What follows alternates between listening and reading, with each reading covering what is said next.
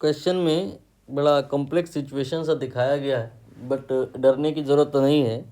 These are capacitor but you can treat them like battery.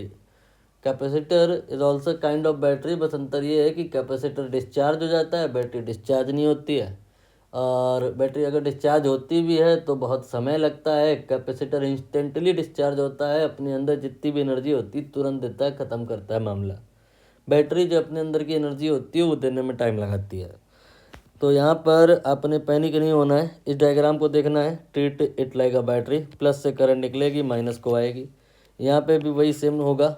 और शुरुआत में दोनों ही जो ये कैपेसिटर हैं ये 5-5 वोल्ट के हैं। इसको आप V मान लो, V की वैल्यू बाद में चाहे ना तो 5 रख देना। और ये जो कैपेसिटर हैं इनकी कैपेसिटी आप C मान लो, और बाद में C की वैल्यू पता पड़ जाए तो चाहे रख देना।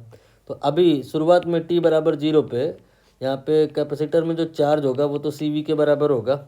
ये CV मान लो अगर जैसे 1 आ गया तो 1 कूलम का चार्ज प्लस वाली प्लेट पे +1 और माइनस वाली प्लेट पे -1। यही कहानी इधर भी है। अब यहाँ पर देखो प्लस से चार्ज निकल के माइनस की तरफ जाना चाहेगा, जैसे कि बैटरी में होता है, ऐसे इधर भी होना चाहेगा।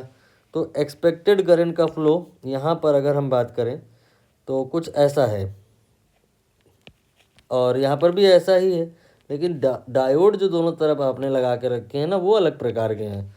यहाँ पे जो डायोड है वो इस एरो का अपोज कर रहा है और यहाँ पे फेवर कर रहा है। तो जहाँ पे फेवर कर रहा है वहाँ फेवर हो जाएगा, और जहाँ अपोज कर रहा है वहाँ वायर टूट जाएगा। तो जो आपका पहला वाला केस है वहाँ पे आप एक टूटा हुआ तार लगा दो, और जहाँ दूसरा वाला केस है वहाँ पे क्या करो, एक कनेक्टिंग वायर अप्लाई कर दो।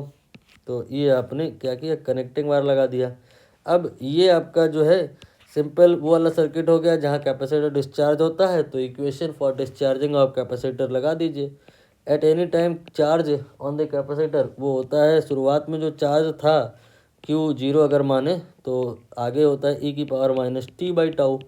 और अगर हम t की वैल्यू टाउ ही ले लें, यहाँ पर टाउ और RC एक ही बात होता है, तो यहाँ पे Q जो आएगा Q0/E आ जाएगा। और Q0 को ही हमने कहा है CV मान लो, तो CV/E will be the value of charge in this capacitor. धीरे धीरे ये बाद में 0 भी हो जाएगा, बट यहाँ पे चार्ज की वैल्यू चेंज होगी, यहाँ होगी ही नहीं क्योंकि आगे कोई करंट का पाथ नहीं है। तो यहाँ पे एट एनी टाइम चार्ज जो होगा वो CV के ही बराबर होगा, और यहाँ पे जो चार्ज होगा राइट वाले में वो चार्ज चेंज करेगा।